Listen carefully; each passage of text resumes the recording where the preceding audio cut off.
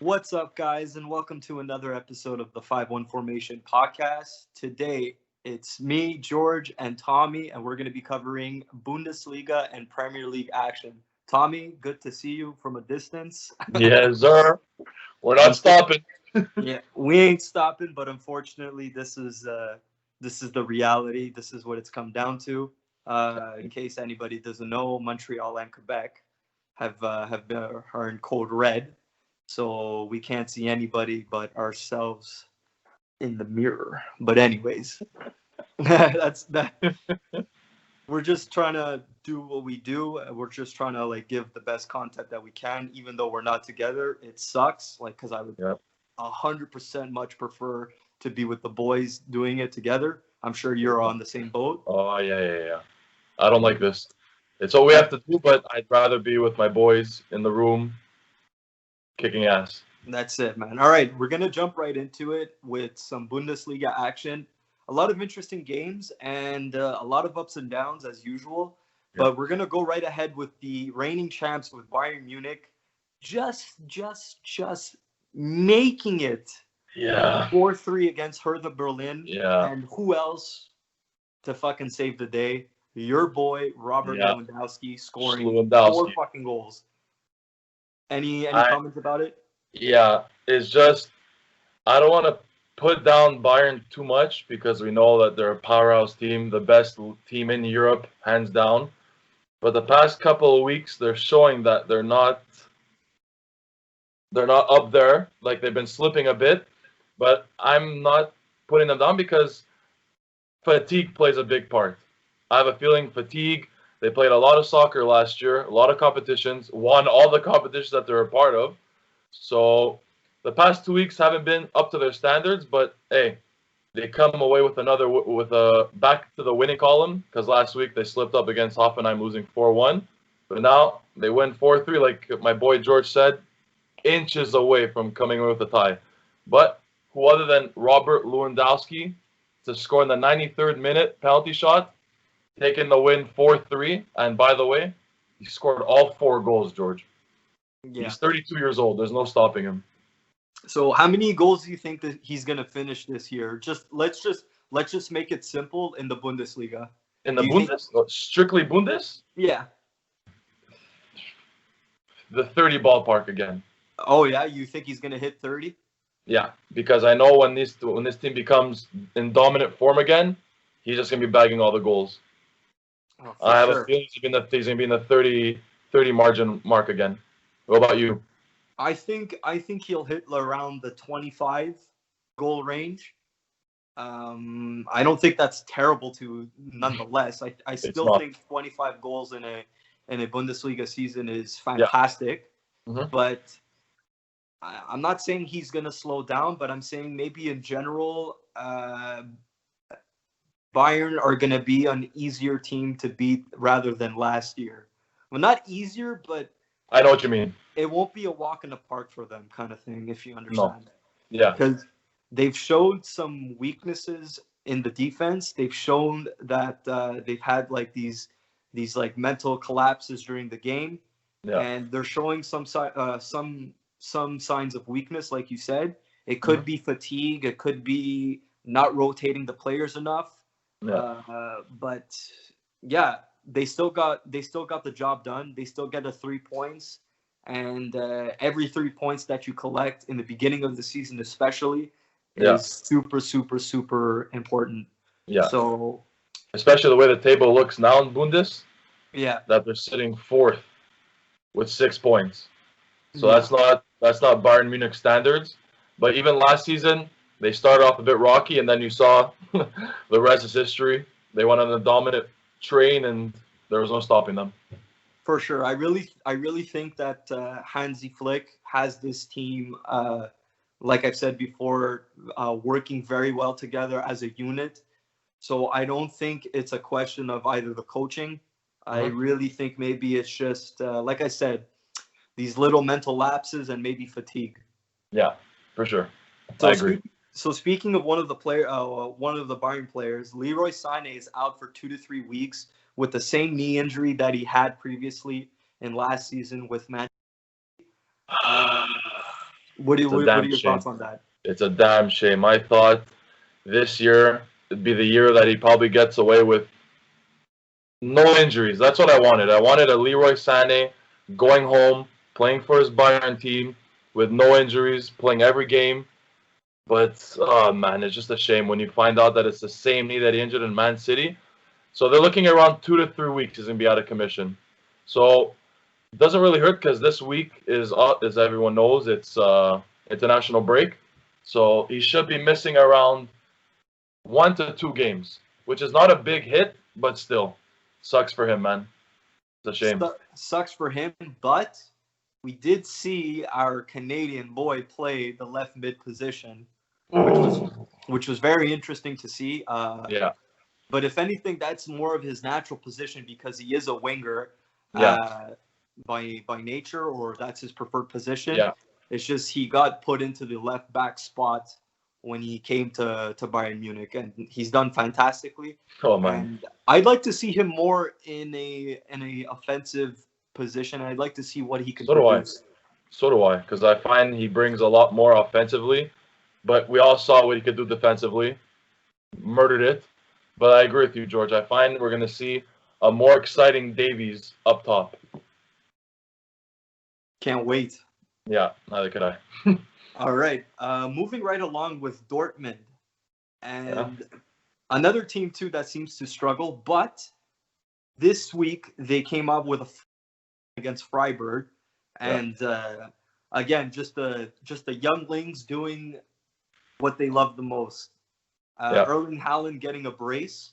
Mm-hmm. He looked phenomenal. Gio too looked very good. Yeah. And funny enough, what's his name? Marco Reus got a start. And we were talking about it last week how maybe the coach needs to start like more veterans on the team. And boom, there you go. Marco Reus with the start. You can't have your leader on the bench, George. Week in, week out, bring him in 70th minute. You can't. You can't expect to win and compete against Bayern if you have Marco Reus riding the bench or Julian Brandt. You can't. So I'm happy he's back in the starting position.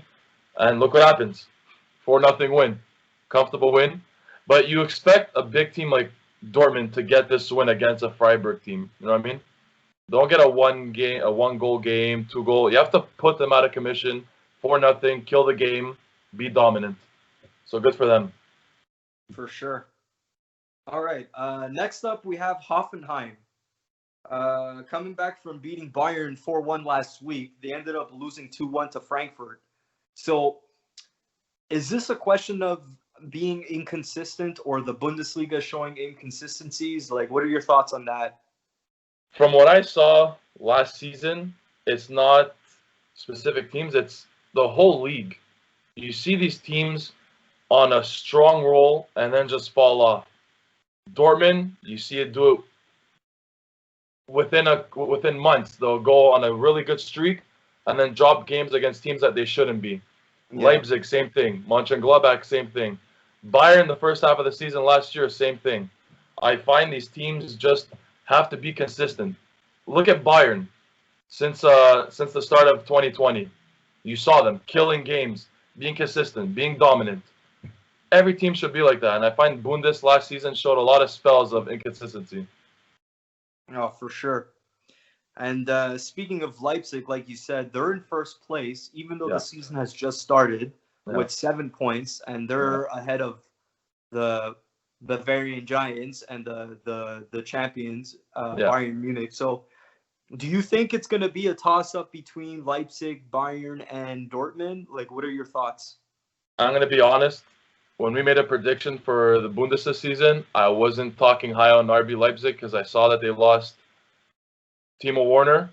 But for the first 3 games that they've played, they've been shutting me up.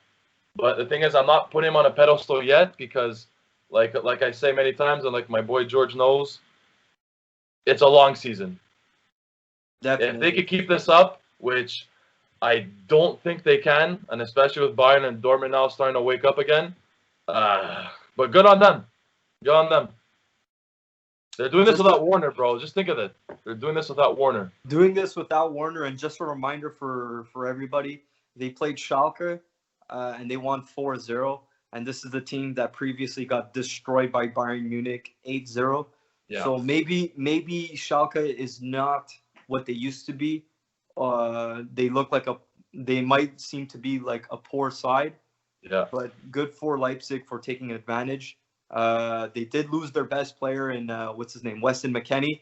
Yeah. He's now with Juventus, but Schalke have also been affected by the coronavirus financially. So it's not looking good for Schalke too. But on the other hand, like I said, Leipzig picking up a three easy points. Yeah. Is there anything that you wanted to add for the Bundesliga before we jumped on to the mighty Premier League? Tell him. No, but I think we covered all the spots, George, that we needed to for Bundes. But we're not going to see him again for another week because international break. So we'll see how the teams come back. I don't know if this is going to ruin form with some teams and some players, but we'll see. That's it for Bundes. It's very possible, and it's good that you mentioned that too, because I feel like a lot of these internationals end up either ruining the team, not ruining, but affecting the team in a negative way rather than in a positive way. I've seen it multiple times where a player is on a hot streak, comes on international break, comes back, and then struggles. I've seen players where they go on international break and they pick up an injury. But I've also seen I've seen the opposite, where they go on international break. I guess it's good to like change the environment, change the team, and next thing you know, they're flying high when they come back to their respective clubs. Yep. So, like you said, the season is long, and time will tell. Yep. All right, moving right along to the mighty Premier League, and I put mighty Premier League. I put that with a lot of emphasis because I think this weekend proved to a lot of people and a lot of fans that I think the title is up for grabs for any team if they really want it. You can say that again, George. Because we have seen very, very big upsets this weekend. We have seen very, very dominant performances. Yep. Like it's just a toss-up at this point. Yeah. So we're gonna get right into it with the first place team, Everton and Carlo Ancelotti. They've been flying high. They're defeated 4 games. They had a win versus Brighton 4-2, and it's just really something nice to see. Mm-hmm. Dominic Calvert-Lewin. Now this is a guy that came out of nowhere, George, bursting out through the scene. Like it's you have to applaud him. You have to applaud him, putting up his names with all the other dominant England-born strikers, with Vardy, Harry Kane, Ings. Like, good on him. And especially that he's so young, proving to be like the real deal, I would say. Mm-hmm. We saw glimpses of it last season, where like, okay, this kid is gonna do something, and the fact that now he has a very, very I would say respected coach under him, I feel like he's getting the best out of him, and it's just a wonderful to see. Wonderful to see for Everton. If you're obviously not an Everton fan, you're like, okay, like you obviously want the team to go down, but it's really nice to see. Also, another player that's flourishing, obviously under Carlo Ancelotti, is none other than James Rodriguez. He got a brace this weekend, and again, just absolutely showing that he's still world class. Yeah, he still has what it takes. He's not finished, and to be doing this at the highest of level, and to be doing this in the Premier League also, which I don't think the hardest league. It's people do say it is one of the toughest leagues, if not the toughest league to play in. Mm-hmm. Absolutely, like amazing. But I think we all saw this coming because the being reunited with Ancelotti, he could bring out the best out of him. But like, usually it takes players a month to be settled into a team, especially leaving from one league going to a new one. But it's like James is like playing like he's been in this league for years now. Man, you have to really applaud him. He's found his way. He's one of the top mids now in the game, and high hopes for Everton. If they keep this up, high hopes. And, Honestly.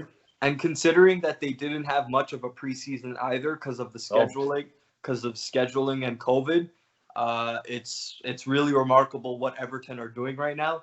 And let's just hope to see if they could continue on with the form. Mm-hmm. And just a quick reminder to the fans that they're playing, obviously after international break, they're playing Liverpool. So it's going to be a Merseyside derby. It's going to be, I think it's going to be a very good game considering that Liverpool were absolutely destroyed this weekend by Aston Villa out of all teams. No offense. Can we talk about this game, George? We will, but I want to get into another fixture that happened this weekend before we get into that, because I feel like that in itself is a very, very important topic, because there was a lot that happened at that game for both teams. Mm-hmm. So my next question to you is, with the Manchester United and Tottenham game, obviously you are head over the moon, an absolutely masterclass performance by Jose Mourinho, I would say. But do you think that VAR is getting a little out of hand? Like we've mentioned it multiple times in our segments, but now it's just getting like I'm not gonna sit here and be like, oh no, it was a red card. No. Even though it benefited my team, George, week in, week out, it's like we always have something negative to say about this. That is not a red card. I don't know what these refs are doing, just giving out red cards like nothing. But a little tap on the face, George. We've all played soccer. We've all gotten hit or anything, and we don't fall down like that, like we got shot or knocked out by Mike Tyson. Like, I'm talking about like Lamella. He gets tapped in the face by Anthony Martial and falls like he just got decked in the face and gets a red card for it. Nah, man.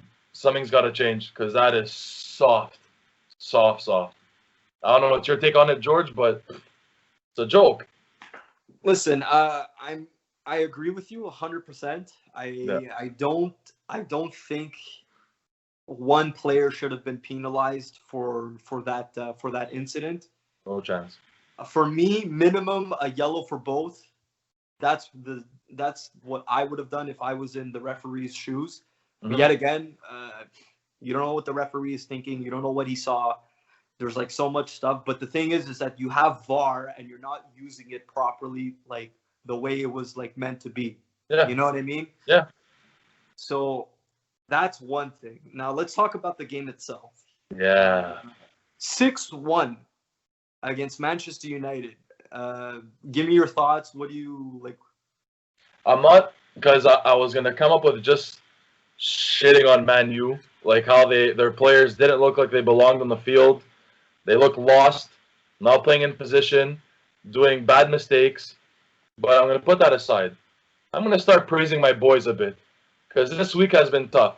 We played Chelsea, won in penalty shots. Then we played the Carabao, what do you call it? The playoff round, not Carabao, Europa League. Europa League. Yeah, against Maccabi, won 7-2. And then after on the weekend, we just beat the mighty Man United 6-1. So and you beat them at home.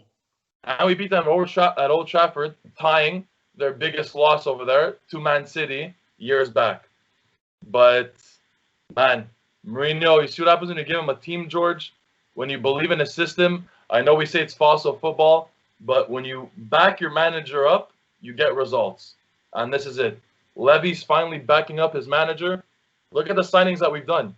Like, it's no joke. Like, me as a Tottenham fan, I see every week, boom, another signing, another signing, another signing. It feels good. Now I know what it feels like to be one of the top clubs when you want to go and improve your team and you spend money. Feels good. For sure. I mean, and for any team, if they're winning, it does feel good, and it does feel good to see results. Yeah. You know, sorry, pardon me. But I want to talk about Jose Mourinho and the jersey right behind you, Heung-min Son. So apparently he was supposed to be out in with a very big thigh injury or whatnot. Long term, they said a month and Long a half. term. Is this a showcase of Mourinho's psychological tactics and plans that he performed? Yeah, because every time he gets asked about Son, he'll say his thing, but then you see a little smirk at the side of his mouth. It's all mind games, George. And I know you know about it a lot because he was a Chelsea manager for years, very successful. Yeah, So you know it's all mind games. We could say for he sure. he came out. He said, "Yeah, we're gonna lose Son for a long time," and then boom, miraculously plays against Man U and scores a brace. Love it, love it. Why wouldn't you? And all right, so now that we've spoken a bit about Tottenham, I wanna get into Manchester United without really scolding them. Okay, So we'll take it easy. we'll take it. Yeah, we'll take it easy. Um, I don't even know where to begin. Uh, and I think a lot of people share this opinion too. You've seen it all over through Sky Sports, Yeah. DAZN, all these pundits coming out. Patrice Evra, Yo, who is a Manchester United legend, him just absolutely like just ripping into them and just like yeah. losing it because he's obviously he's passionate. He loves Manchester United, but it's like, where do you go from here? Can we say what we always say, George? Defense. You see this team, like they'll always try to get forwards, wingers.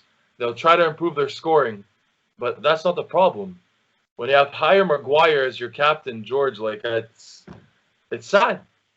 It's sad that it's not. You can't be in a winning way like that. And Luke Shaw as your left back, like and Lindelof as the other center back. I know he Yeah. didn't play last game. It was Bailly, Yeah. but they're looking at the wrong positions. Like they went the whole transfer. We got to get Sancho. We got to get Sancho. Sancho's not going to solve your problems. I don't understand what the board's doing. I understand the fans' frustration, but wouldn't you agree, George? Buff up your defense because that's what it is, man. Listen, I know we spoke about it last episode, but I feel like we're repeating ourselves. But Yeah. the truth of the matter is that you cannot be playing games like that and showcasing performances like that, especially for a prestigious club like Manchester United. No. You know, like I'm sorry, I don't like them, but I do No. respect them. I know Yeah. I know where they stand in the footballing world. You know, and performances like that is unacceptable. It's unacceptable. No. Unacceptable. Harry Maguire, you're taking down your own teammate Luke Shaw to go get the ball. Mind you, okay, it was a bit of a scrappy goal, but that goal began with Harry Maguire's mistake. Yep. So just absolutely abysmal. And I don't even want to begin with what's happening in the locker room between the players. I could just imagine the tempers flaring, attitude and like players fighting with each other. Now, I don't know this for a fact, but I can just imagine what goes on in the background scenes. You know, we've seen a bit of it in the doc series with Tottenham, all or nothing. For sure, there's scuffles between the players. It's not all sunshines and rainbows, man. For sure, you know, and I'm sure every player and every team wants to win, but you can't be winning when you have performances like that. No. And I'm sorry, George, if these fans want to keep praising, like you said, me and you, we're not too fond about Man United. But you have to understand, they're one of the top, if not like top 3 top teams in the world. Historically, everything. You put on the badge, it's one of the biggest badges in the world. Yeah. But as a fan, how could you still sit there and like try to praise this team? Like I don't understand. Like these are not.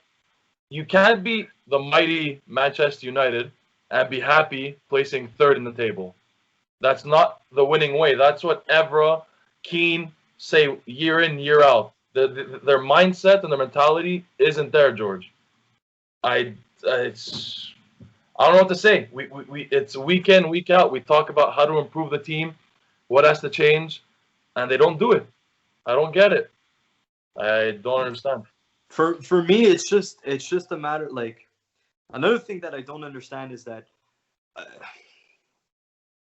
you obviously see that your defense is like it needs fixing, but Yeah, yet you're going for a player who's a forward. Jaden Sancho, like you said, they were trying to pursue him for so long, but it's like I feel like they're making moves based on like a financial and marketing aspect, whereas they're not actually fixing the team yeah, to win trophies, to win. Never mind trophies. Trophies is like yeah, out of the question. To yeah, win games. yeah, You know what I mean? So they're like, there's that, and another thing too, like their best player, arguably Paul Pogba. Where has he been? You know, and I'm not a fan of Paul Pogba, but I'm gonna dig at him. yeah, The only thing I hear about Paul Pogba is how good he was back then and how good he can be, yeah. but nothing about what he's doing right now. No, You know, so yeah. It's like I find people are scared to really say what his true form is and how he's actually playing because oh no, he's Paul Pogba. I don't want to shit on him because he is an outstanding player when he's on top of his game. But you can't hide the fact that this past couple of seasons, George, he hasn't been the same Paul Pogba. It's been like this. When if you put that much money into a player and you want to praise him like, oh man, it's Paul Pogba, George, you gotta be playing like this every freaking game. So I'm with you. The praise on Paul Pogba, like you can't anymore. You can't praise him. He's not playing the way he's supposed to be. anyways, we're gonna see. Obviously, they've been United have been pretty busy in the transfer market because today is deadline day. Yeah. But we'll get into that in our other segment. We're going to be covering transfer deadline and Champions League soccer too. Yes, Sorry. sir.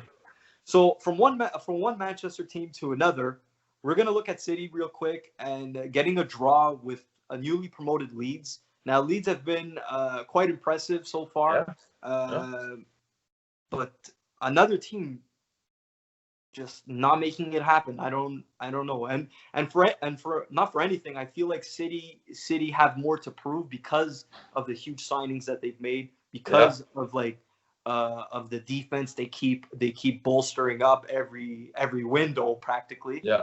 But Ruben Diaz got to start. Mm-hmm. Newly signed to Man City. Yeah. I don't want to. Yeah, because I watched the game. He did his part. He was there defensively, giving out the long balls. But if I have to point one finger to a defensive player, George, it's Mendy. I know we can't really shit on him because of his past injuries, but man, it looks like he does not belong on that team. He's not benefiting the team. He's not helping them at all. That has to change. Either change it or he has to find his form back. But I think the injuries really screwed him up because he was the weakest link on that team. And not for any. I don't know if the goal came from his side. Well, actually, the goal came from like Ederson screwing up. Yeah. But he had a pretty decent game until that happened. You know. So he's also been another player too that I feel City fans are like on the fence about because he has shown like these. Again, like these mental lapses, like these stupidities, these fuck ups that you shouldn't be doing as a goalkeeper.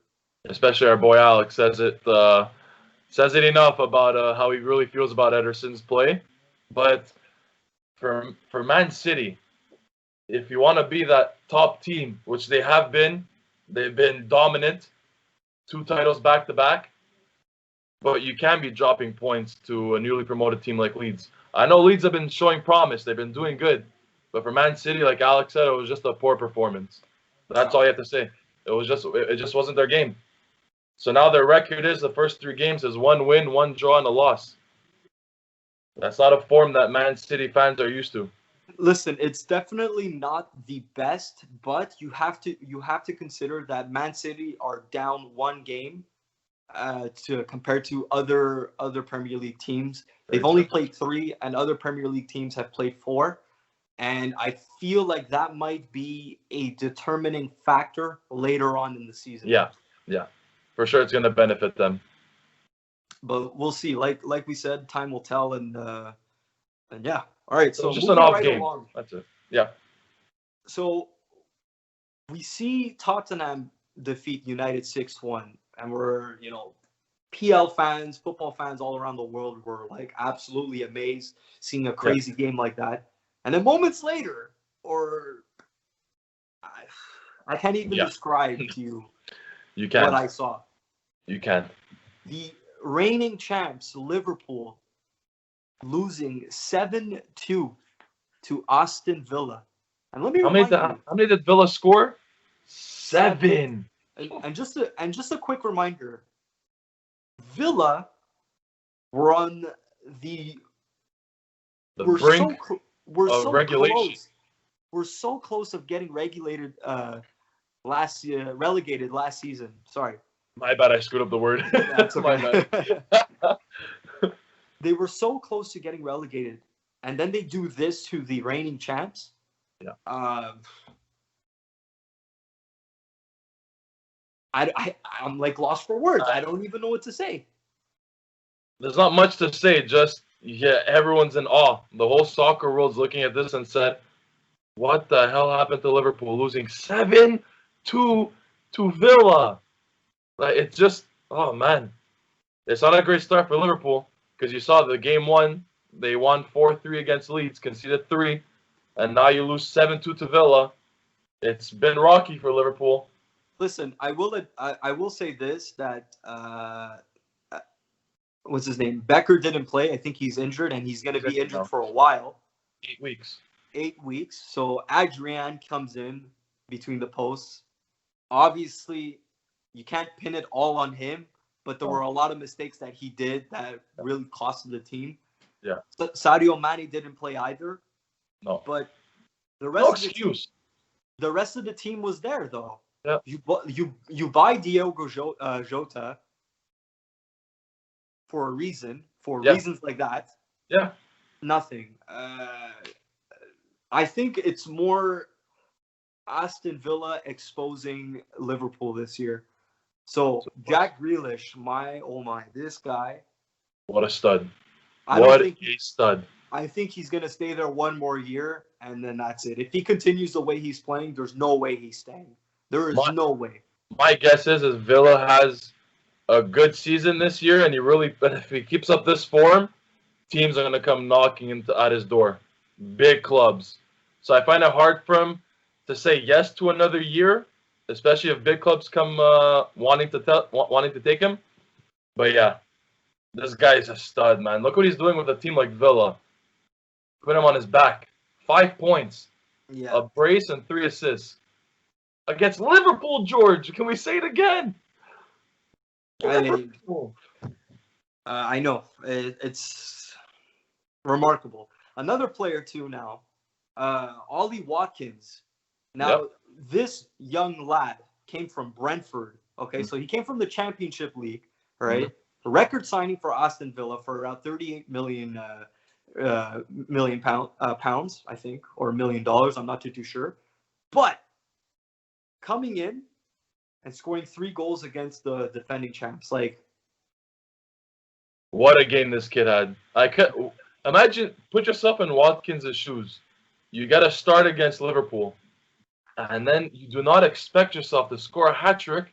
And then when the final whistle blows, you sit down in the locker room. You're like, "Fuck!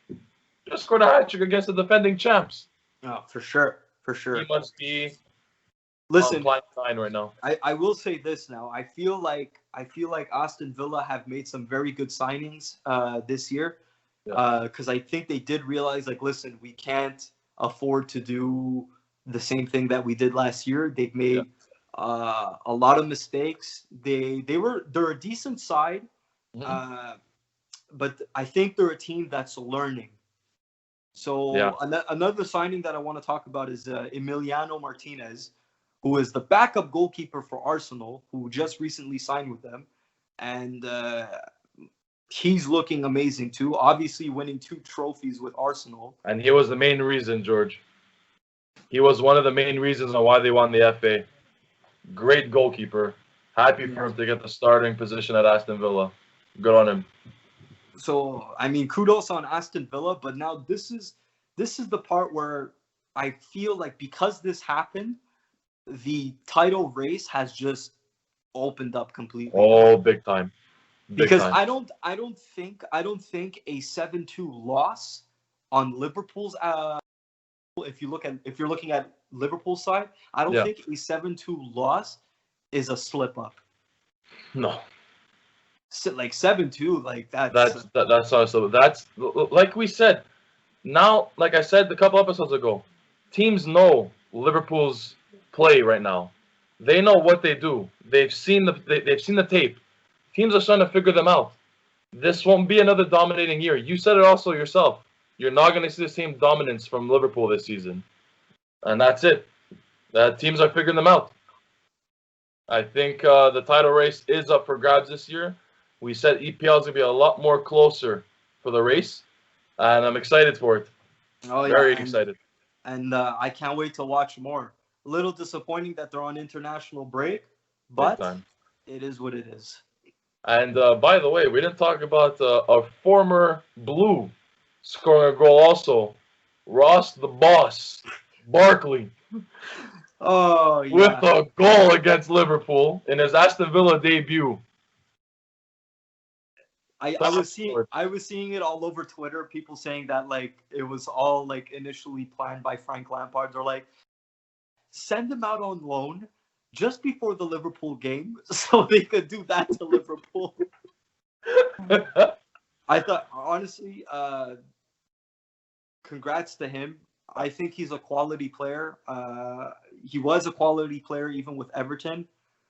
He's just shown inconsistencies, but playing in a team like Aston Villa is great. He's going to get minutes, and maybe that's what he needs. If he gets regular playing time, maybe his career might, skyrocket. Yeah. It obviously showed, and that's another thing too. He loves scoring against Liverpool because he did score against Liverpool in the FA with Chelsea last year. Yes, So he did. it was good to Good see. for Ross. Good for Ross. Thanks for mentioning that. Thank you. Good for Ross. I saw Good the for him. Chelsea jerseys in the back, so it brought me a little Ross memory. There you go. All right, so I think that's all the time that we have left. I hope you guys enjoyed it. Tommy, this was an absolute pleasure. Oh man, I love it. Hey man, we're gonna keep doing this even with the lockdown. You ain't stopping us. So, No chat. guys, thanks a lot again for tuning in. As always, you can find our podcast on Spotify, on Apple Podcasts, and on YouTube. And don't forget to subscribe, follow, like, and you could also follow us on Instagram, on social media, Instagram, Facebook, Twitter at 51Formation. Thanks a lot, guys. Thank you for the support, boys. Always. Peace. Pleasure.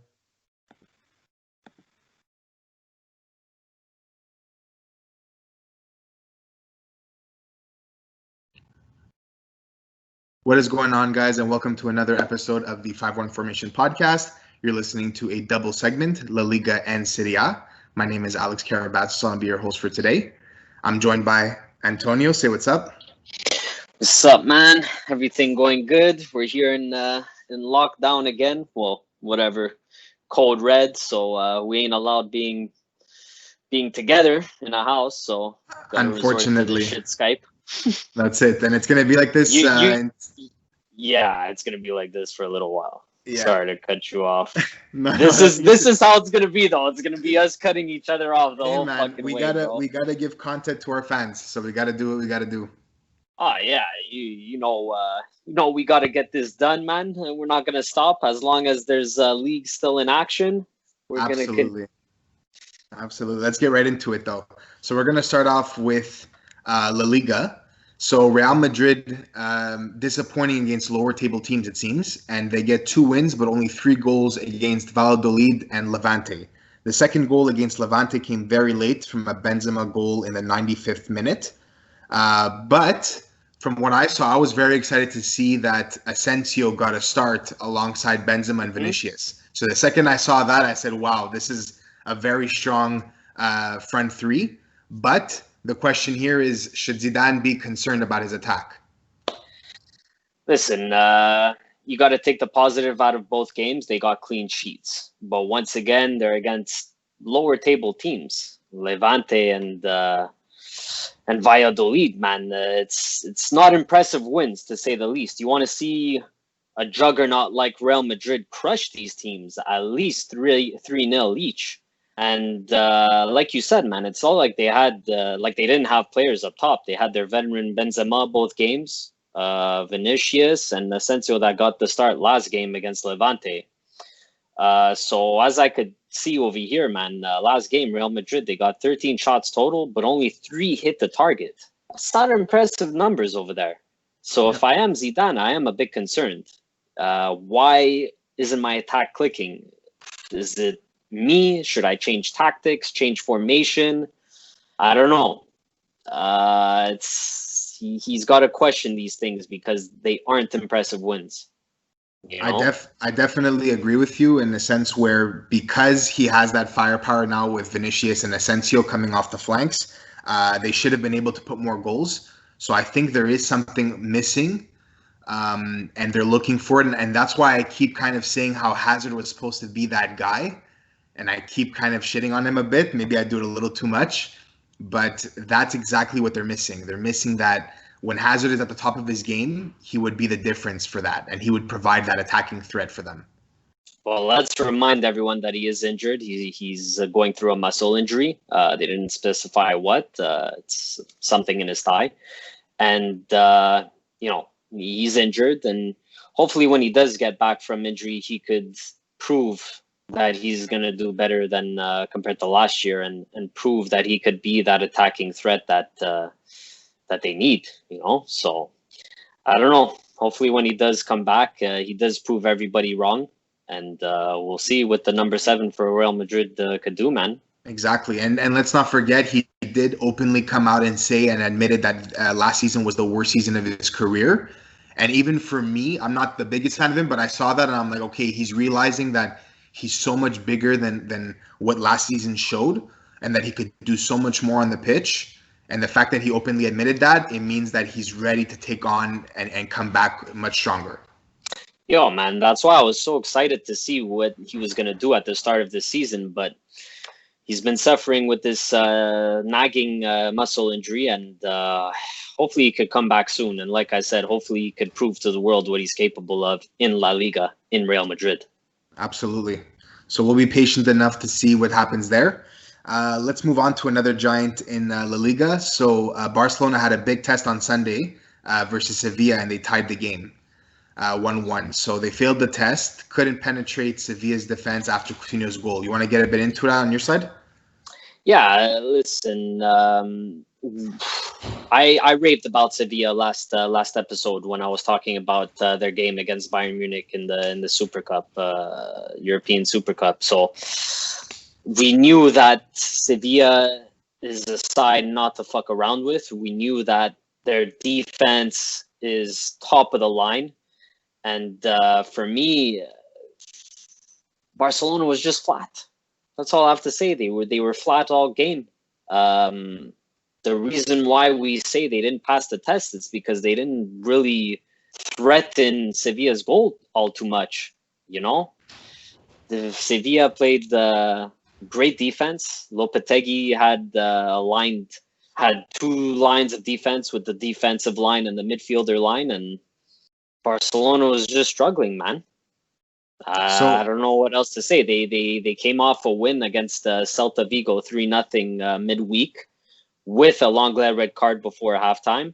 So it was looking very optimistic from there, especially that game midweek, it was torrential rains, fucking high winds the whole game. And we looked amazing. But I think this game proved that back-to-back games for Barcelona is going to be a bit tough because they did look flat. They did look fatigued. And correct me if I'm wrong, Messi did play that whole game midweek versus Celta, right? Played the whole game, and he played the whole game against Sevilla as well, man. So that kind of begs the question, should Koeman continue playing Messi full games or give him some rest, you think? I think that Koeman should look at what Juventus did with Ronaldo last year. And Juventus weren't shy to keep him on the bench some games, not even include him on the bench other games. Messi's aging. He's 33 years old. and to ask him to play 2 tough games back to back, full 90, it's a tough ask. And the reason why I say this is because against Sevilla, he was walking the whole game. Walking. Every time he lost the ball, he would just raise his hands and look at the other player go. Do you really want that from your captain? Do you really want that? After him losing a ball, he doesn't chase after the dude. And this isn't So I new. was looking at the whole, yeah, we all knew he, like, especially the last 3-4 years, he's been aging. He's taking it more easy, and he only uses those bursts of speed for his attacking play, like he did against Celta. Celta was like a totally different Messi. He was attacking, he was beating defenders. You also have to say it's a different opponent, arguably a weaker one, but still, he just looked totally different in this Sevilla game. And I honestly think it's because he was tired. He was walking the whole time, bro. I was astonished.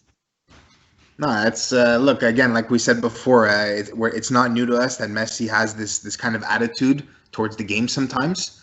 But I just hope that, he kind of finds that passion for it again, and maybe that love again for the squad and for the club. But my question also was about Rakitic, because he was someone that kind of popped in my head because it was the first time he played Barca after leaving just recently. Yeah. To go back to Sevilla. And how did you feel about his game?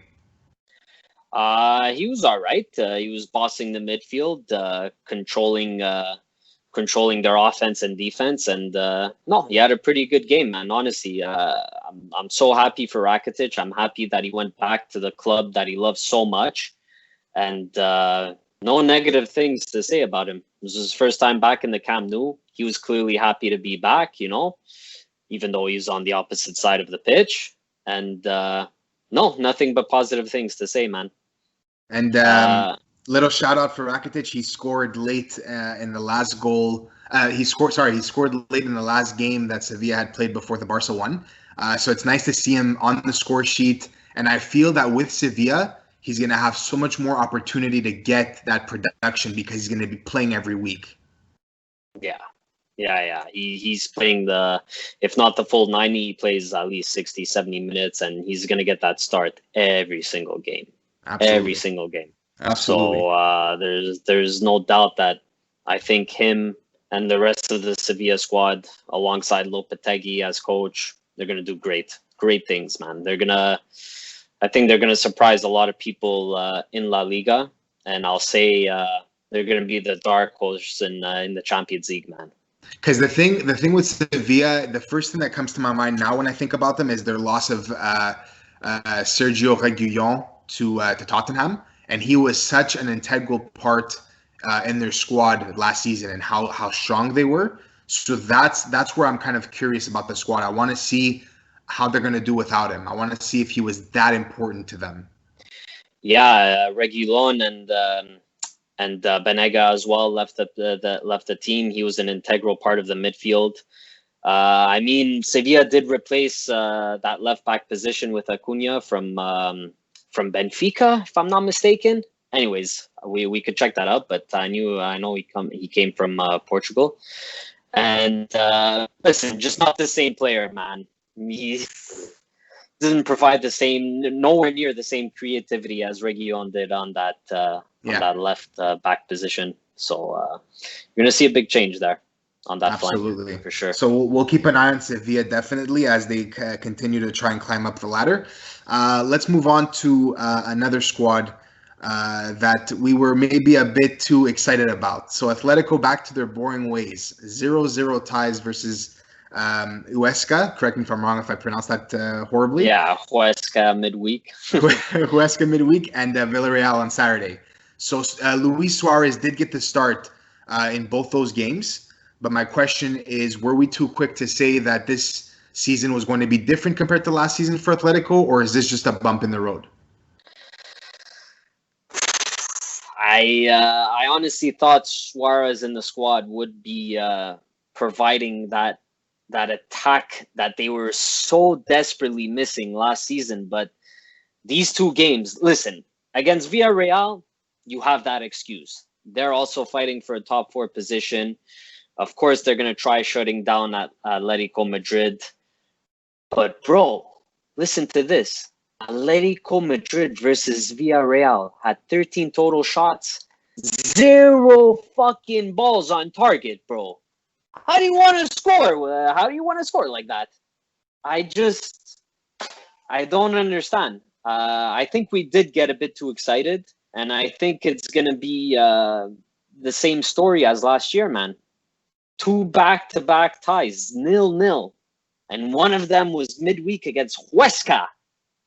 Fans, tell me if you know who Huesca is. Tell me if you know geographically where they are in Spain. Like, honestly, man. You, like, okay, Villarreal, whatever, I understand. But against Huesca, you got to put them in, man. Got to put them in back of the net. Especially with Suarez, Diego Costa, Joao Felix. Come on, man. They have no excuses there. I'm sorry to say. From what I saw, because I only was able to watch the highlights for the Villarreal game, but from what I saw was I was able to see that Suarez just didn't have his shooting boots on. Like every time he would shoot the ball, it would go wide left, wide right. He just couldn't hit the target whatsoever.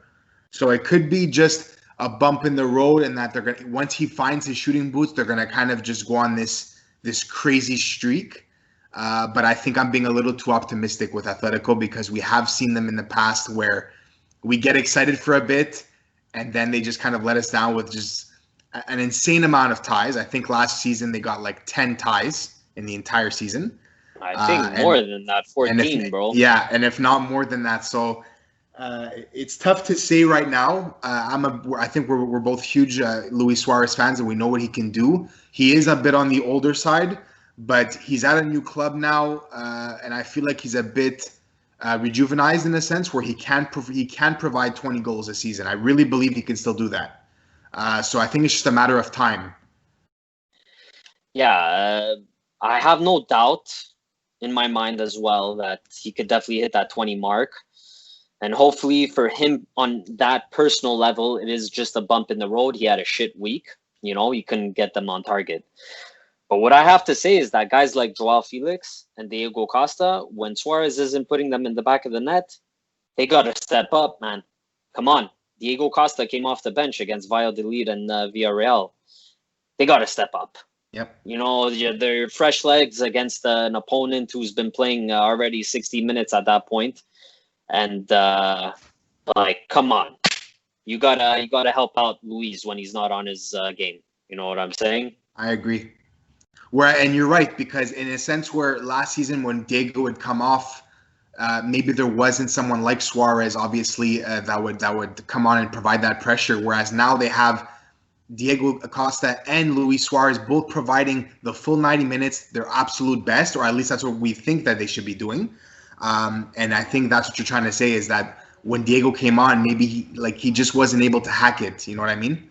So I really hope for them anyways that it is just a bump in the road, because if I have to go through a whole season of watching them tie half the season, it's going to be rough, you know. And we said last episode, Luis Suarez is going to be that attacking help. And fuck, it just didn't happen this week. Hopefully it is a bump in the road. But before we leave La Liga, I just wanted to shout out, because we are a North American podcast. Massive shout out to Serginho Dest being the first American player to play for Barcelona. And he's not the only American player on the squad. There's also Conrad De La Fuente. He didn't get to play yet, but 2 Americans in Barcelona. And I just want to give a massive shout out to those 2 players, to Canada, to the United States, for being active, to have these types of players in Europe that are making an impact. Because Serginho Dest, okay, we won't lie, he did grow up in the Netherlands. He does speak with the Dutch accent when he speaks English, but nonetheless, he plays for that American badge whenever he goes on international duty. So I think it's something to look forward to for the Americans. Him, Reina, Pulisic. what's his name? Pulisic. I was about to say Perisic again, bro.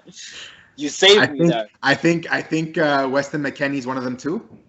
Weston McKennie, can't forget about him. They're looking like they're going to have a solid squad of players in the future. So very happy to see that.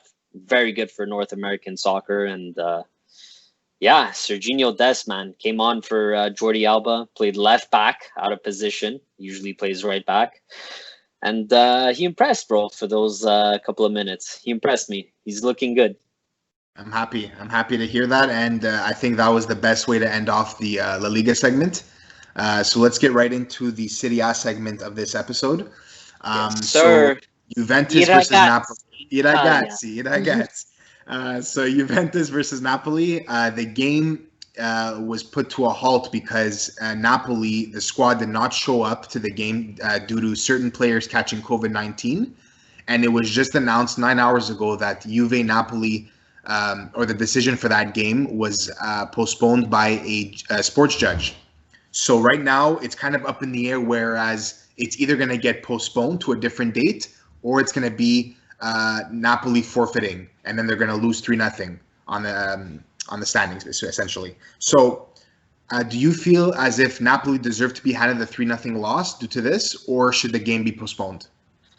If they're handed a loss for doing the right thing in such a serious situation, then I'll be very upset personally. They don't deserve the loss.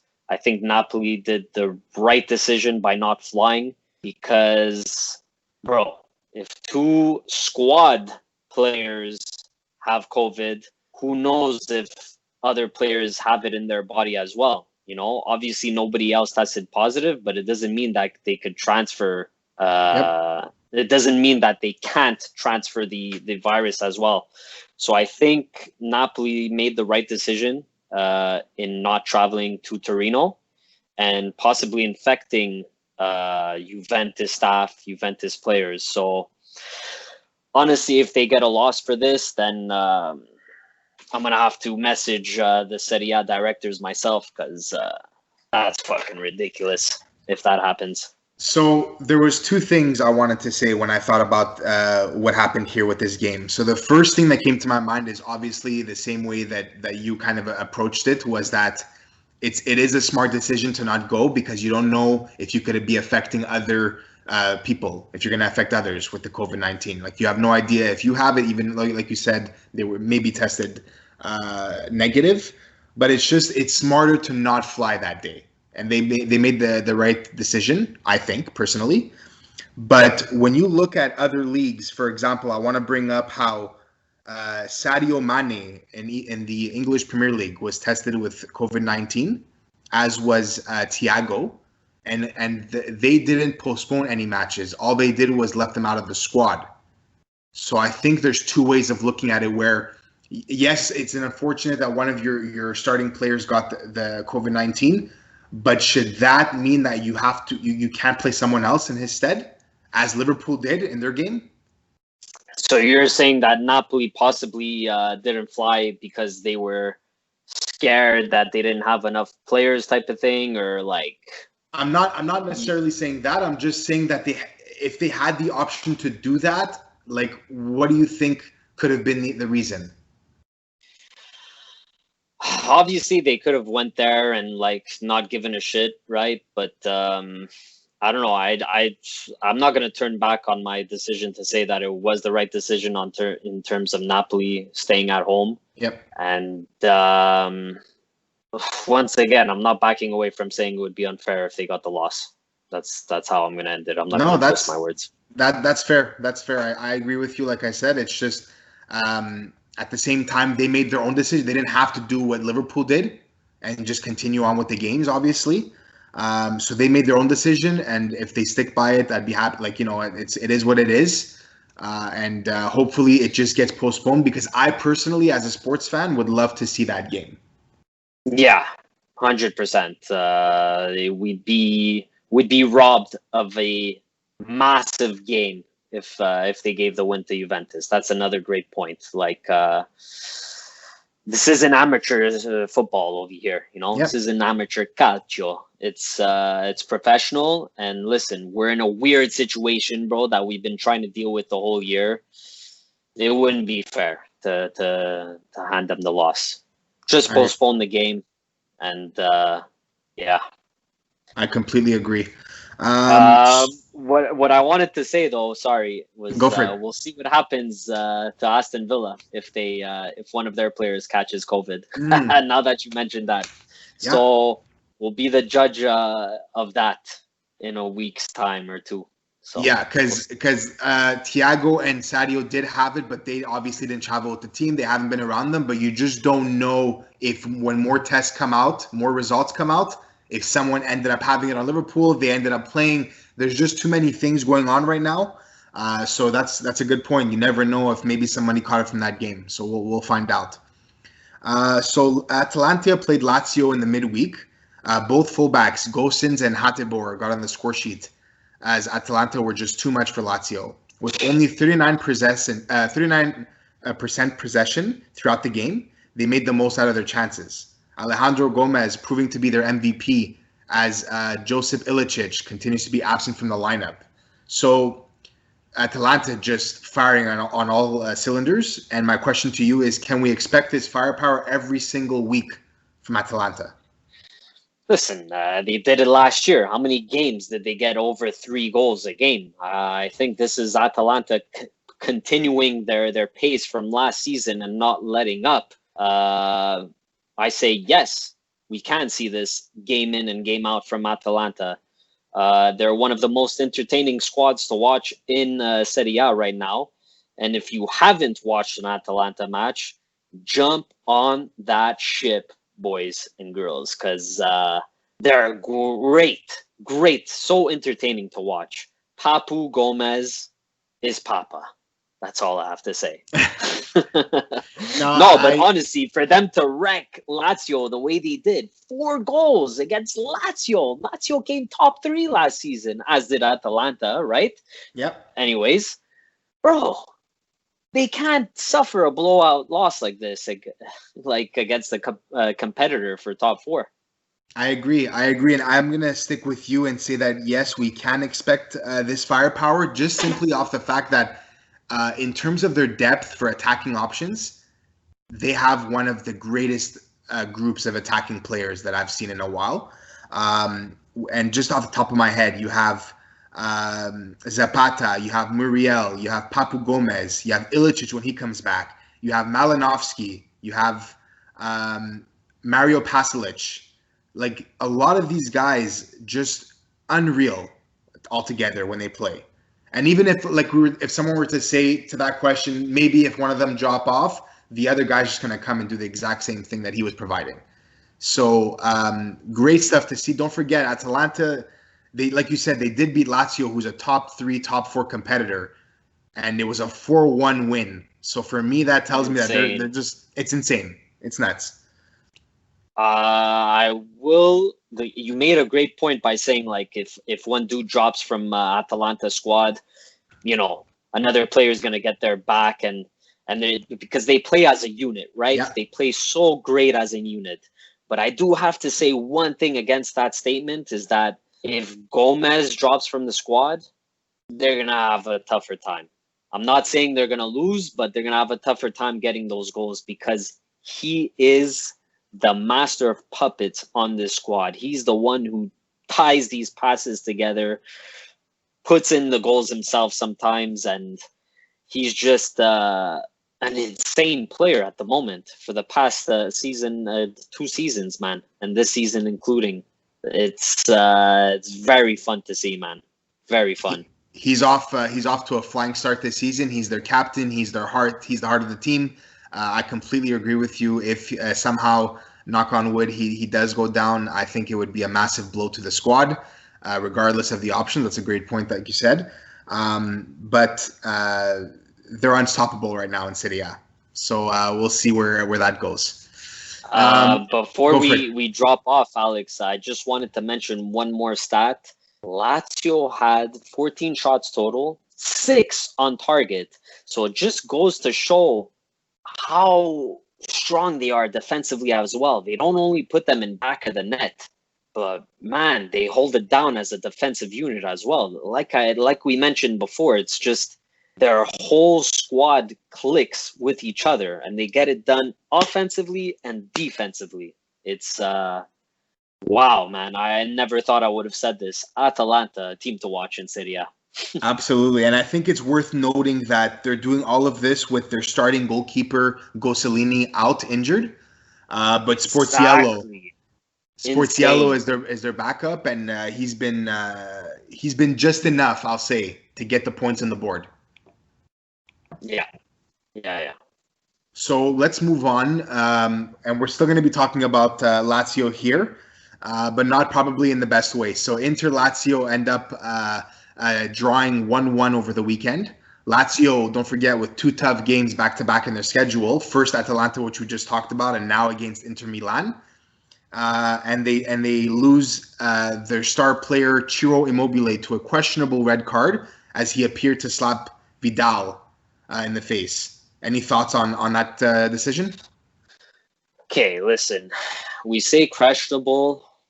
I'm gonna start off this statement by saying that yes, Ciro was in the wrong. Yes, it was a stupid decision to lightly strike Vidal in the face. But I don't know, man. Did it deserve a red card? Obviously, like FIFA, they don't want to accept violent acts and this and that. But, bro, 15, 20 years ago in Serie, that happens. I don't even think the ref is pulling out a yellow card. Where have we gone with our game? And these refs pulling out these cards like it's Christmas, giving out freaking candies, man. They gotta relax. The refs have to take control of the situation and realize how serious that situation is and use VAR to that advantage to see, okay, he struck him in the face. Was it closed fist to the jaw, or was it a light tap like Ciro did to Vidal's face? And then they act on a decision whether to give a red card or not. For me, it wasn't deserving of a red card. Fuck, like I mentioned to you guys before in the group, Totti used to stomp on players' faces while they were down on the ground and got away with it back in the day. Obviously, it's a bit extreme, but I don't know. Like, I feel like we've gone a bit soft in football lately. And we didn't only see this in Serie A this weekend. We also saw some questionable red cards in La Liga earlier this week, and what's it called, an EPL. Yeah, and it was the exact same thing where in the Premier League, it was like a hand to the face essentially. I'm not going to mention players because I think they're going to talk about that in the other segment. But it was the exact same idea, where it was a light tap to the face or whatever it was. The player goes down and automatically the ref throws out the red. Because I was gonna argue that maybe it's just that one ref that was doing that, but in reality nowadays, or at least in the last 2-3 seasons, it's all the refs that are doing it. They're just throwing out cards like it's nothing. Oh, it's ridiculous. And even when you look at Stefano Sensi's red card for Inter Milan, that game against Lazio, it's the same situation. Yep. I think it was a light headbutt, or I forgot what it was. But anyways, it was a light tap to the opponent's face. The opponent goes, starts rolling around like he got shot from Call of Duty sniper, bro. And I don't know, man. It's just ridiculous. We've gone soft. I'm going to say it, bro. No holds bars. We've gone soft. I was, back in my days, I was an aggressive player when I was a youngster, and I was a defensive player. And, like, if I did that to a player, which I never did, I was pretty fucking clean, I'll admit. But if I lightly tap the player on the head and he goes rolling around, dude, like, I'm pissed if I get that red card. I didn't do anything. It's a light tap. It's nothing, like I said, it's not a closed fist to the jaw. Yeah, and it's a human reaction to do that at that point. You know what I mean? Like, he kind of just like threw out his hand, and it wasn't intentional. It was more just like a light tap to the face, you know. And it was just it's just unfortunate that it's come to this, and we've seen it, I think, way too much in our game, in the beautiful game that we love to call it. You know what I mean? But we could also say, like, these guys have got to calm down and think before they act. Obviously, in the heat of the moment, you're reacting with your emotions. It's human nature. Yep. But maybe they, as professionals, could learn from this and take a step back the next time they want to overreact like that, and maybe keep the hands down when coming face to face with opponents. So I will add that. But yeah, man, just surprising. I don't know. Agreed on all points, and hopefully we don't see this too much this season. I think it's we've seen way too many questionable calls, controversy already. I think it's stupid to say we're not going to see more of it as the season goes, but I just hope it comes, down to a minimal, we'll say. For sure. And before we leave, I'll add that these players that get lightly tapped on the head, if they're fucking rolling around 74 times, bro, ref, pull out the yellow card. Like, it ain't that serious. Absolutely.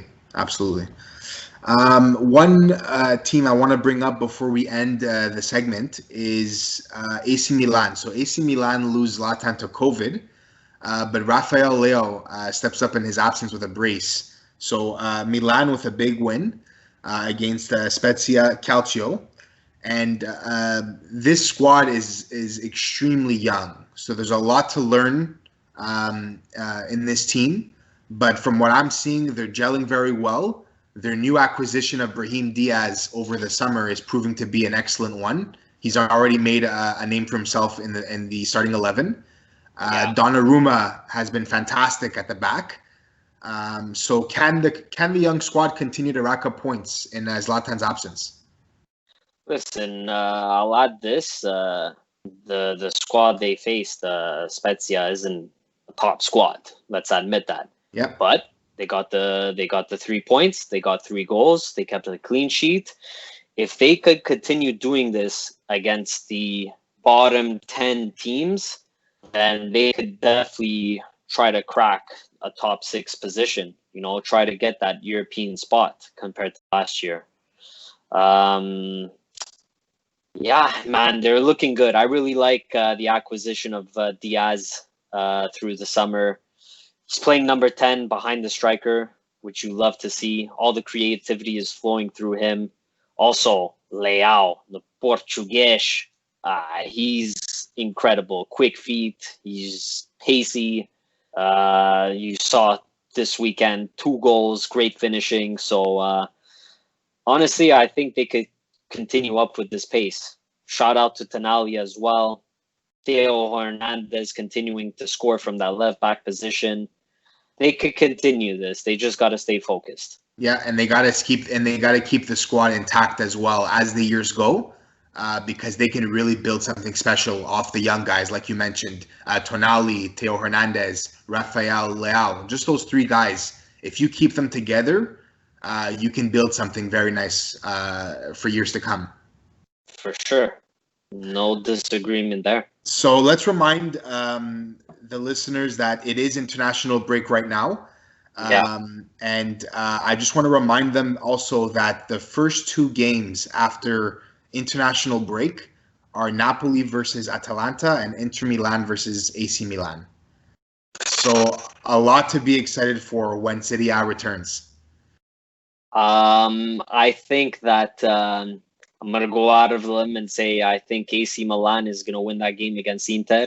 I think Paradiso touched on it last episode where he was saying Inter don't look 100%, and he doesn't know how he feels about Conte and his decision making. So for me right now at this moment, the way AC Milan is gelling, I think they're just gonna have that upper hand against Inter and win by a goal. I can't tell you the scoreline, maybe a 2-1, maybe a 3-2, but I do have AC Milan as the upper hand in this match. And what about the Napoli Atalanta one? I gotta go with Atalanta. I'm just you're riding the train. train. Ship. That's it. Yeah. It's every time I watch this squad, every time I get so excited to see them, and I'm going against my heritage. My grandmother's Napolitan, so yeah, you told me it's true. not too good to do that, but but yeah, I got to be honest with you. I'm going with Atalanta, and it's going to be a high-scoring Atalanta win also. So I'll give my picks here. I'm going to agree with you that Atalanta. I do have Atalanta winning that match against Napoli. They're way too strong right now. They're riding on a high. They just beat a top 4 contender in Lazio, and they're going to do the same thing to Napoli, I think. Not that Napoli. Don't forget, Napoli's defense is still strong. They kept Koulibaly now, but I just feel like that attacking threat is just going to be too much to handle for Napoli, and they'll win by a goal or two, I think. Inter versus AC. I'm going to take Inter. I know AC's kind of on a high right now as well with a couple of wins, but I just think with the depth that Inter has and a bit of the quality that they have, I really think they'll pull away from that match with a win. You think it's going to be an all-out blowout, or? No, the AC, I think Atalanta one has a chance to be a blowout on their side, but the Inter AC one, I think it's going to be a close battle though. With you're giving Inter the upper hand. I'm giving Inter the upper hand, yeah. Yeah, listen, just to go back to that Atalanta-Napoli prediction, I did say it was going to be a blowout, but if Gattuso stays concentrated, he gets his squad to gel and play those two defensive lines with that counter-attack, I think they could hit Atalanta. But besides that, no, it's Atalanta all the way for me. Yeah, it's also worth noting. Go for it. It's worth noting that Piotr Zielinski was one of the players that caught COVID, actually. So in 2 weeks' time, he should be back in the squad. And Insigne is injured as well. So we'll see if he's able to crack that lineup and come back in time for that match. But if he's missing, then it's Atalanta for me all the way. No way, for sure. Not even with Mertens there, bro. No, I think they need Insigne there too, man, on that left side. Yeah, if you have those two guys with their pace, they could get them on the counter. But no, it's going to be tough for Napoli, honestly. It's going to be very tough. I don't see them pulling through at all. Agreed. All right, well, thank you, everybody, for listening to the double segment. Don't forget to check out our other segments as well. George and Tommy took care of the Premier League segment, so please check that out. And when you have a chance, please subscribe to our podcast on Spotify, YouTube, and Apple. Also, don't forget to follow us on Twitter, Insta, and Facebook at 51 Formation. Thank you for listening as always, and have a good one. Thanks, guys. Have a good one. Stay safe for everyone in Montreal region. Stay indoors. Do your thing. Get some fucking Bowflex dumbbells for $1,000. 100%. But yeah, all in all, thanks for keeping up with us, man. Ciao, guys. Ciao.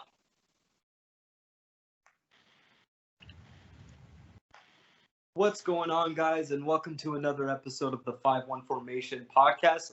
I am here with 3 of my fellow friends in a social distancing manner. We got Alex, Tommy, and Antonio. Guys, say what's up. What's up, everyone? What's happening? I think Antonio froze, but it's okay. Listen, today, this episode, we're gonna be talking about the transfer deadline. A lot has been going on. Today's October 5th. October 5th is when the transfer deadline closes. Obviously, we're going to be talking about the top European leagues.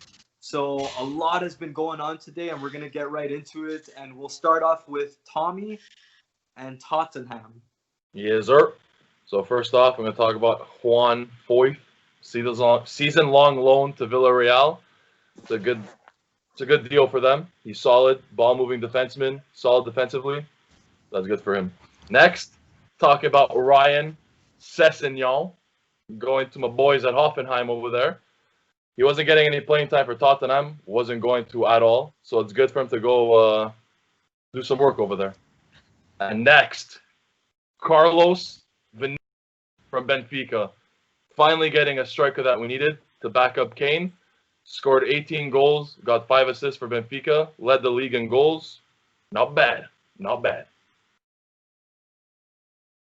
That's it for Tottenham. All right. Moving right along to another Premier League team, we'll go with Manchester United. Now, obviously, with the past performance that happened this weekend, they've been on a bit of a panic buy, I would say. So, Alex, if you want to let them know who they signed. Yeah, that was a good setup. So the first one they got off the board was Alex Telles, left back from Porto for 15 million euros plus 2 million in add-ons, 4-year deal. Great purchase. We've been saying it on the podcast many times before that they need a left back because Luke Shaw just isn't cutting it anymore. It is what it is. And they couldn't get Sergio Reguilon. He ended up going to Tottenham. So Alex Telles was the answer, and hopefully he proves to be. They got Amad Traore, who's a winger, 30 million euros plus add-ons from Atalanta. He's an 18-year-old kid, so he's looking to crack or at least get some experience, and we'll see if he can hack it with the Premier League giants. And last but not least, for Manchester United, Edinson Cavani signs a 1-year deal with option to extend for another year, 10 million a season in wages plus huge agent fees. So first things first, Cavani's 33 and he's asking for a lot of money. That's going to be a lot of pressure put on him. And with Martial playing so poorly, we'll see if he can answer the call.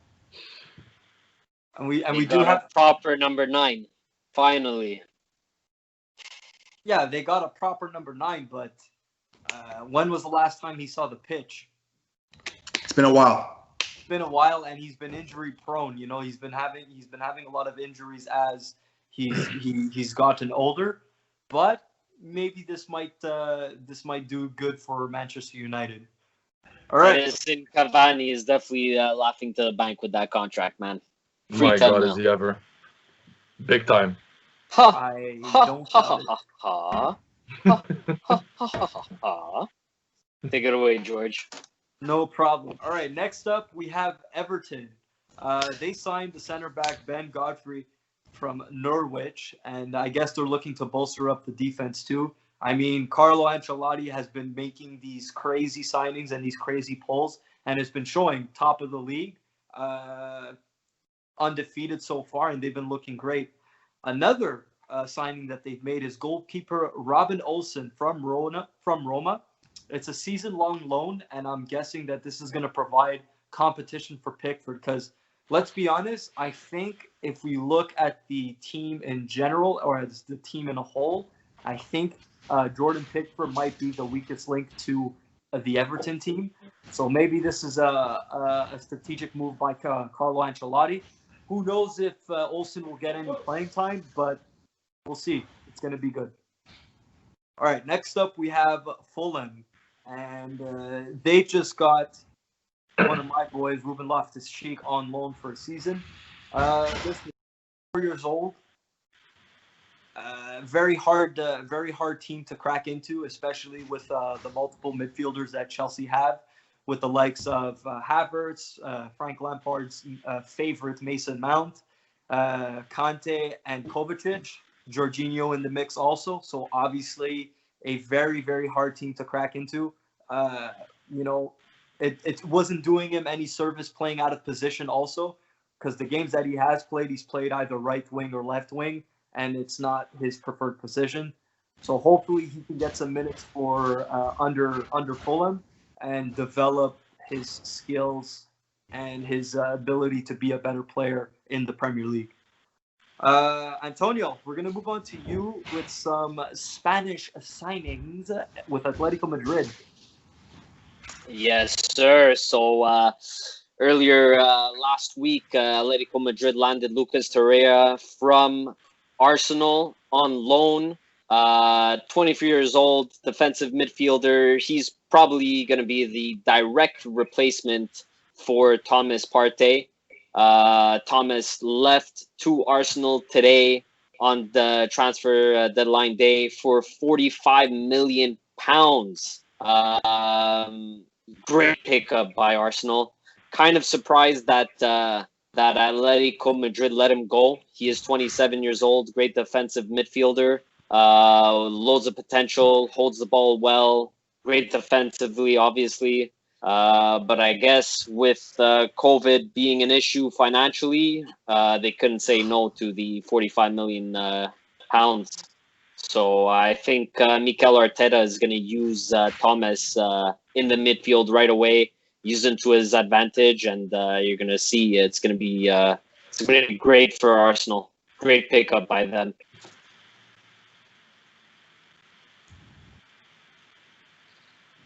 We good to go? There's a bit of a lag issue, but next we have is Barcelona, Antonio. So you're still on. Am I lagging or just kind of a bit? It's okay. It's okay, guys. We have our technical difficulties, and it's going to be like this for a bit, so hang in there. For real? Was that Bear with us. No, you just froze out with a smile. Anyways, whatever. So yeah, let's get into Barcelona news. We got rid of Rafinha. He's going to PSG. And this is the news that pissed me off. He's going for free. Like, are you guys serious? We are going to get a possible 3 million in variables. But I just don't understand how you could let go of a player of Rafinha's talent for free. At least get fucking 10 to 15 mil out of him. I don't know, man. Like, who's negotiating these deals over here? But anyways, we were looking to sign striker, left winger Depay from Lyon, but that deal fell through for whatever reason. I guess lack of funds. We also wanted to sign Eric Garcia from Manchester City, who is a center back, young center back. But once again, that deal fell through. But Eric Garcia did tell Pep that he wants to go to Barcelona in the winter transfer window. And if that deal doesn't get done in the winter, he's told them he's going to leave as a free transfer in the summer of 2021. So expect almost guaranteed Eric Garcia to Barcelona in the coming months. And Dembele is finally staying with Barcelona despite interest from Manchester United. The winger, injury prone, but has great potential. And I'm honestly very happy that he's staying finally with Barcelona. Let's see if he could crack the first team, and let's see what he could do. That's it for me. Perfect. All right, we're going to move on to Serie A, and Alex has got Serie A covered with Udinese. Yeah, so Gerard Deulofeu, who's a winger, went from Watford to Udinese in a season-long loan. This guy, in the last 5 to 7 years, you guys have seen him in maybe 5 or 6 different jerseys. Barcelona, Everton, Watford, and now Udinese. I think I missed one, but AC Milan. AC Milan. So look, he's been around. There's been a lot of reports about him, having an attitude issue or an attitude problem. We'll see if he can crack it in Serie A again, as he was before with AC Milan. The guy has talent, but it could be just his attitude getting in the way. AS Roma, so Chris Smalling, center back, is back with them. 15 million euros plus 5 million in add-ons. He proved to be awesome for them last season. Obviously, he couldn't. I don't want to say he couldn't hack it in the Prem, but what I'll say is that he had a hard time just finding to be that strong starting center back for Man U. But with Roma last year, he was fantastic, and I'm very happy for him that he's back there. He's going to end his career there, I'm sure. So I'm kind of happy for him. It's very good. Juventus is Antonio, so he's going to take that away. Yeah, so Juventus land Federico Chiesa from Fiorentina for 50 million euros.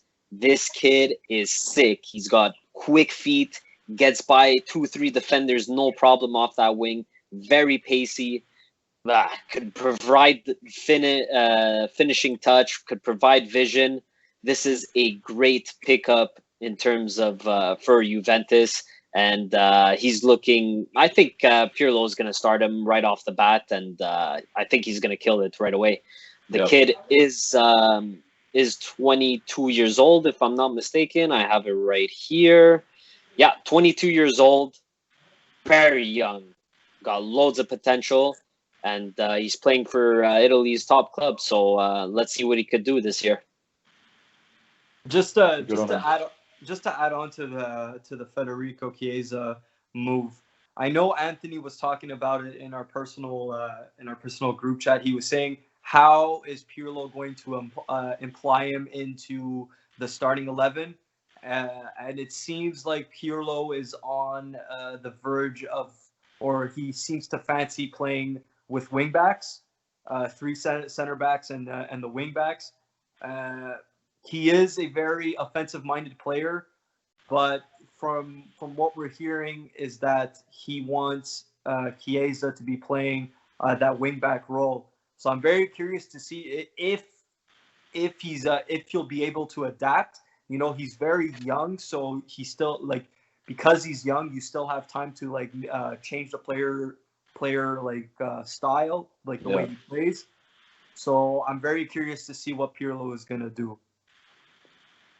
Yeah, I think he could kill it with Ronaldo, Kulusevski, and Dybala over there. So yeah, I'm very excited to see what he could do in Juventus. This is a great pickup. For sure. All right. Timwe Bakayoko, who, believe it or not, is still a Chelsea player, is going on loan to Napoli for the season. Honestly, like I said, believe it or not, he's still a Chelsea player. I have totally forgotten about him because it's been so long that he's been out of a Chelsea shirt. He was purchased by Antonio Conte after the phenomenal season that he had with Monaco when they won Liga. So hopefully he could reignite his career, because he hasn't been the same, or he hasn't had the potential that he could reach that everybody thought he can. Yeah. All right, Tommy, you're up with Bayern Munich. With the German Giants. Yes, sir. So the first purchase that they did, they went to PSG to take striker Choupo-Moting. I think they don't believe in Xerxes to be Lewandowski's backup. I think they want someone who has experience in that starting position. So I think they went more for for experience over Xerxes. So after that, they went and took back Douglas Costa from Juventus. I find this a great move. He had a lot of success with Bayern Munich, and I know he's really happy to go back and win some trophies for them again. And the third one that they got right back Bouna Sarr, 10 million euros from Marseille. Someone to give Benjamin Pavard some competition on that right back side. It's a good move for them. And that's it for Bayern Munich. Perfect. And last but not least, we have Marseille. Alex, take it away. Yep. So just as Tommy said, Douglas Costa, just to kind of go back to that, because that move, getting Douglas Costa on a season-long loan is what forced Michael Crescence on a loan to Marseille. So Marseille picks up Michael Crescence, who's a Bayern Munich product, very good central midfielder. But obviously with Douglas back at Bayern, there wasn't any room for him to play. And this is a kid who wants to keep growing. So can't wait to see him at Marseille. He did have a medical with Leeds. He was very close to signing with them. I think the fee was at around 25 million euros, because he was telling Bayern that he wanted guaranteed playing time, and I guess Bayern couldn't offer that to him. But he did fail the medical with Leeds. But he seems, like you said, he seems to be on his way to Marseille on loan. Yeah. So Bayern still own him. He will come back to Bayern, and maybe someday he'll be starting with Bayern Munich. Who knows? I think we've covered everything. Obviously, there's 1,000,001 transfers happening today. We're gonna obviously, if we've missed out something, we'll obviously go over it throughout the season as the season goes along. But that wraps it up for transfer deadline, guys. I want to thank each and every one of you. Thank you guys for coming and doing this as always. And I want to thank the fans, guys. Thank you for supporting us. We really appreciate it. And we're going to keep giving out the best content that we can, even with all the government restrictions that they've been throwing at us. We're going to keep going. We're going to keep moving forward. And we can't wait to keep giving you some more news. So As always, guys, please like, support, follow, share our content. You can listen to us on YouTube, Spotify, and Apple Podcasts. And as always, you can interact with us on social media. We're on Facebook, Instagram, and Twitter at 51 Formation. Guys, it's a pleasure. Good to see you all. Thanks, guys. All right, Thanks, guys. peace.